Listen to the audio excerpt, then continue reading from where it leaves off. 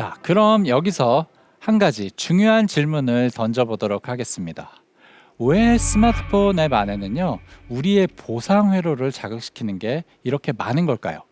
원래 스마트폰이란 게 그런 걸까요? 그렇지가 않습니다.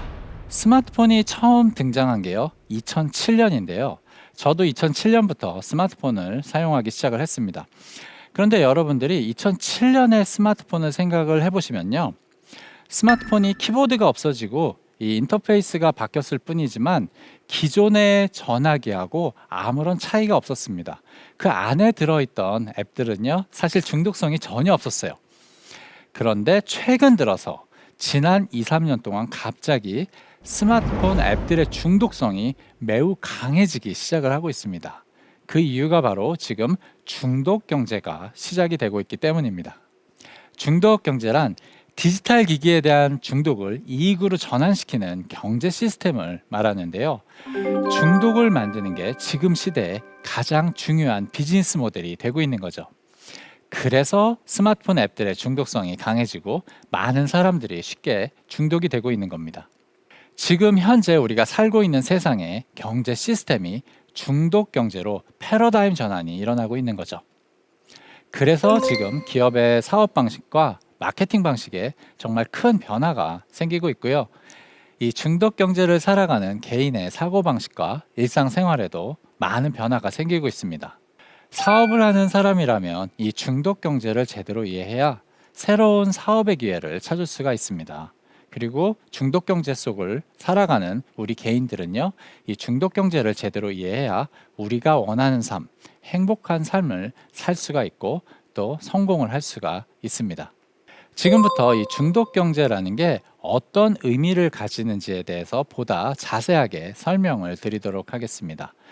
저는 20세기 이후의 소비재 시장을요, 3단계로 구분을 하는데요. 첫 번째가 제품 경제 시대, 두 번째가 관심 경제 시대, 그리고 이제 세 번째 중독 경제 시대, 이렇게 3단계로 구분을 합니다. 이 각각의 단계에 대해서 좀 설명을 해보도록 하겠습니다. 먼저 제품 경제 시대인데요. 20세기 초반부터 중반까지를 저는 제품 경제 시대라고 부르고 있습니다. 우리가 사용하는 많은 제품들이요, 사실은 20세기 초반에 발명이 되기 시작을 합니다. 예를 들어서 진공청소기, 전기 세탁기, 에어컨, 이런 제품들이요, 20세기 초에 발명이 됩니다. 당연히 사람들은 이런 신제품을 가지고 싶겠죠. 워낙 좋은 제품이고 획기적인 제품들이니까요. 그런데 이런 제품을 만들 수 있는 회사는 아주 극소수에 불과하겠죠. 그렇기 때문에 제품이 희소성을 가질 수밖에 없습니다. 제품이 희소성을 가지기 때문에 이런 제품을 만들 수만 있으면 고가에 판매를 할 수가 있겠죠. 그래서 제품을 만드는 능력이 기업의 이익에 가장 중요한 시대, 그런 의미에서 제품 경제 시대라고 저는 부르고 있습니다. 전기 세탁기를 한번 예로 들어보도록 하겠습니다. 우리가 지금 사용하는 전기 세탁기가 처음 발명이 된 게 1907년입니다. 알바 피셔라는 사람이 토르 세탁기라는 최초의 전기 세탁기를 세상에 내놓게 되는데요. 그리고 이 세탁기 분야의 아주 유명 브랜드인 월풀도 1911년에 자신들의 첫 세탁기를 내놓습니다. 이 당시에 전기 세탁기 가격이요, 미화 100달러 정도 했어요. 같은 시기에 교사 월급에 대략 한 2.5개월치에 해당을 합니다.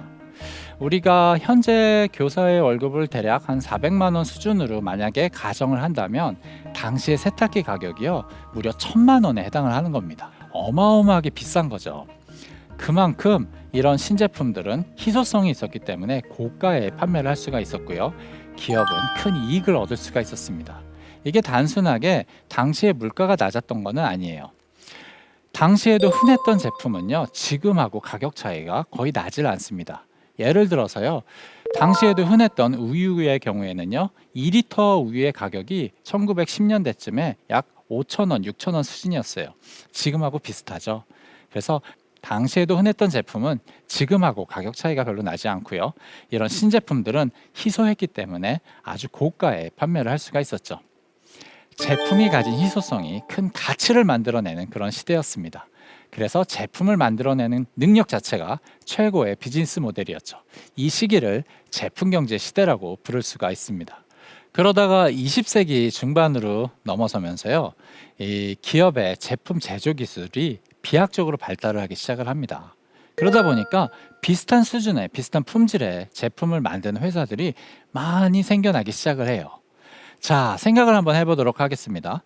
비슷한 수준의 제품을 만드는 회사들이 많이 생겨나면 무슨 일이 생기기 시작하죠? 네, 맞습니다. 본격적으로 경쟁이 시작이 됩니다.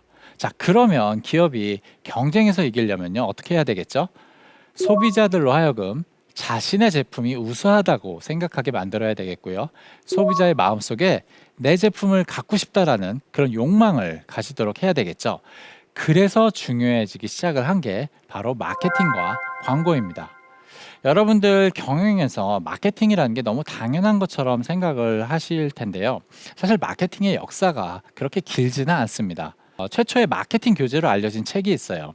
로 앨더슨의 마케팅 행동과 경영 활동이라는 책인데요.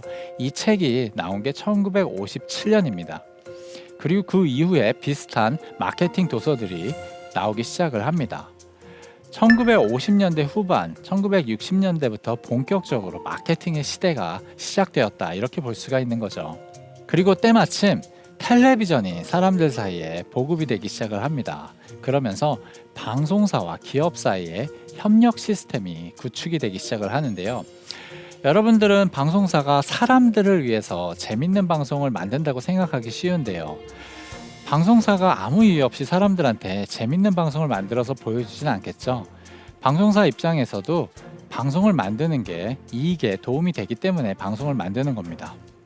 그래서 방송사는 재밌는 방송을 만들어서 사람들의 관심을 텔레비전에 붙들어 두고, 그때 기업은 텔레비전을 보는 사람들에게 자신의 제품에 대한 광고를 보여주는 거죠.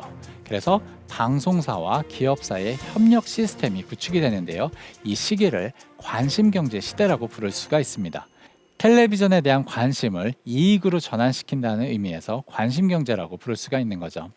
이 협력 시스템이 효과적으로 작동을 하면서 이 방송사와 광고 회사들이 지난 5, 60년 동안 아주 크게 발전을 하게 됩니다. 사실 이 관심경제가요, 이 소비재 시장에 있어서 지난 60년 동안 가장 중요한 비즈니스 모델이었는데요. 근데 한 가지 단점이 있습니다. 어떤 단점이 있냐면요, 사실 우리가 텔레비전에서 광고를 보내주려면요, 우리가 텔레비전에서 광고를 하기 위해서는요, 방송이 끝난 다음에만 광고를 보여줄 수가 있겠죠. 그리고 방송 채널 수도 제한이 돼 있죠. 그렇다 보니까 이 광고 공간이라는 게 아주 제한적이에요. 광고 공간이 제한적이니까 광고 단가는 당연히 아주 비싸겠죠. 그래서 이런 큰 비용을 지불할 수 있는 소수의 큰 기업에게 큰 이익을 가져다 준 게 바로 관심경제 시스템의 핵심입니다. 그런데 2007년 어떤 물건이 하나 등장을 하면서 이 관심경제 시스템이 갑자기 끝나게 됩니다. 여러분들, 2007년 바로 스마트폰이 등장을 하게 되는 거죠. 여러분들 잘 아시다시피 스마트폰 안에는요, 정말 많은 앱들이 있습니다. 그리고 이게 텔레비전처럼 방송이 끝나야만 광고를 보여줄 수 있는 게 아니고요, 언제든지 이곳저곳에 광고를 보여줄 수가 있죠. 또 사람마다 다른 광고를 보여줄 수가 있습니다. 그렇다 보니까요, 스마트폰 안에 광고를 보여줄 수 있는 광고 자리가요, 기하급수적으로 늘어나게 됩니다. 광고 자리가 기하급수적으로 늘어나면 광고 가격은 크게 하락을 하겠죠. 근데 단순하게 광고 단가가 하락을 하는 것뿐만이 아니고요, 광고의 효과성은 전례 없이 높아지기 시작을 합니다. 그 이유가 이제 광고가 사람들에 대한 데이터에 기반해서 제품을 보여주기 때문인데요. 여러분들이 뭘 좋아하는지, 또 여러분들이 어떤 제품을 구경을 했는지, 이런 데이터를 얻어서 여러분들이 관심을 가질 만한 제품을 광고로 보여주죠. 그리고 우리가 한번 광고를 보고 나면은 그걸로 끝나는 게 아니고, 같은 제품에 대한 광고가 우리가 어디로 가든 계속 따라다니죠. 그래서 광고의 효과성은 전례 없이 높아지게 됩니다. 광고의 단가는 내려가고 광고의 효과성은 높아지고, 이렇게 되다 보니까 이제는요, 모든 사업자들이 광고를 하고 싶어 하고 실제로 광고를 하고 있습니다. 그렇다 보니 광고 자리를 제공하는 게 갑자기 가장 중요한 그런 비즈니스가 되기 시작을 합니다. 스마트폰 안에 광고 자리를 제공하는 게 많은 테크 기업에게 가장 중요한 비즈니스가 되는 거죠. 어떤 의미에서 지금 시대에 황금알을 낳는 거위라고도 할 수가 있습니다. 이게 엄청난 변화인데요. 과거에는요, 광고라는 게 물건을 팔기 위한 수단에 불과했어요.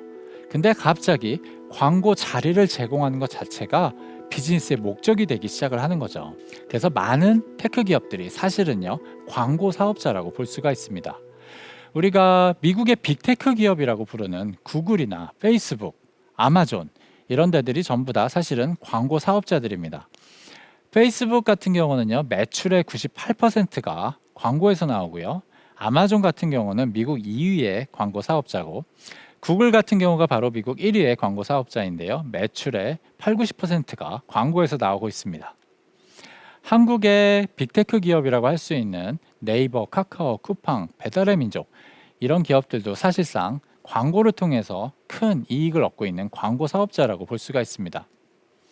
예전에는 광고가 물건을 팔기 위한 수단이었다면 이제는 광고 자료를 제공하는 게 많은 기업들에게 가장 중요한 돈벌이, 비즈니스가 되기 시작을 하는 거죠. 자, 그러면은 광고 사업자 입장에서는요, 어떻게 해야 돈을 더 많이 벌 수가 있을까요? 사람들로 하여금 앱에 최대한 자주 들어오게 만들고 더 많은 시간을 보내게 만들어야 되겠죠. 그래야 사람들이 광고를 많이 보니까요. 또 앱 안에서 많은 활동을 하게 만들어야 됩니다. 그래야만 그들에 대한 데이터를 많이 얻어서 광고의 효과성을 높일 수가 있습니다. 한마디로 중독을 목표로 할 수밖에 없는 거죠. 그래서 지금 중독 경제가 출현할 수밖에 없는 겁니다. 중독 경제가 출현할 수밖에 없는 두 가지 이유가 있는데요. 소비의 성격이 크게 변화했다는 겁니다. 과거에는요, 우리의 소비라는 게 일회적이고 단편적이었어요. 우리가 제품을 하나 사고 나면요, 그 물건이 고장 나거나 낡기 전까지는 새 제품을 잘 안 샀습니다. 매장을 가더라도요, 하나의 매장에서 판매하는 물건이 제한적이다 보니까 한 매장에 가면 몇 가지 물건을 못 사죠. 다른 물건을 사려면 또 다른 매장에 가야 했습니다. 이 구매 행동 자체가 굉장히 단편적이었죠. 컨텐츠에 대한 소비도 굉장히 일회적이고 단편적이었습니다. 예전에는 영화를 보기 위해서는요, 극장에 가거나 이 주말에 하는 영화를 볼 때까지 기다려야 됐습니다. 제가 어렸을 때 제일 좋아하던 배우가요, 율 브린너라는 배우인데요. 여러분들 율 브린너를 아시는지 모르겠어요. 제가 지금도 가장 좋아하는 영화를 뽑으라고 하면은 제가 어린 시절에 본 이색지대라는 영화인데요. 율 브린너가 나오는 영화입니다. 이 영화를 보기 위해서 정말로 일주일 동안 내내 이 영화 생각만 하면서 기다렸고요. 또 영화 한 편을 보고 나면은 계속 이 영화에 대한 생각을 하면서 지냈습니다. 그만큼 컨텐츠에 대한 소비 자체가 일회적이고 단편적이었죠. 근데 지금은요, 모든 소비가요, 연속적이고 확장적이에요. 워낙에 물건이 다양하다 보니까 하나의 물건을 사고 나면요, 관련해서 살 수 있는 물건이 정말 많아요. 그리고 물건을 구매해도요, 우리가 쉽게 중고로 판매를 할 수가 있다 보니까 계속 물건을 새로 사고 팔고 이런 사람들이 굉장히 많죠. 매장의 경우에도요, 한 매장이 우리 삶에 필요한 모든 제품을 사실은 판매를 할 수가 있다 보니까요, 한 매장에서 모든 제품을 구매하는 게 가능해졌습니다. 컨텐츠에 대한 소비도요, 이제는 연속적이죠. 계속 끊기지 않고 영화나 드라마를 보는 게 가능해지고 있죠. 소비가 연속적이고 확장적이기 때문에 더 이상은요, 제품 하나를 판매하는 게 더 이상 큰 의미가 없습니다. 제품 하나 판매하는 게 중요한 게 아니고요, 사람들을 더 많이, 더 오래 앱에 들어오게 만드는 게 기업의 매출과 이익에 더 중요해지는 거죠. 이처럼 소비의 성격이 변화를 하기 때문에 중독 경제가 출현을 할 수밖에 없습니다. 중독 경제가 출현할 수밖에 없는 세 번째 이유가 있는데요. 전 세계적으로 사람들의 삶이 너무 단절되고 외로워지고 있기 때문입니다. 전 세계적으로 1인 가구 비율이 정말 급속하게 증가를 하고 있는데요. 한국의 경우에도 1인 가구가 정말 크게 요즘 증가를 하고 있습니다. 제가 최근에 본 자료에 따르면요, 이미 한국의 1인 가구 비율이 40% 수준에 도달을 했다고 합니다.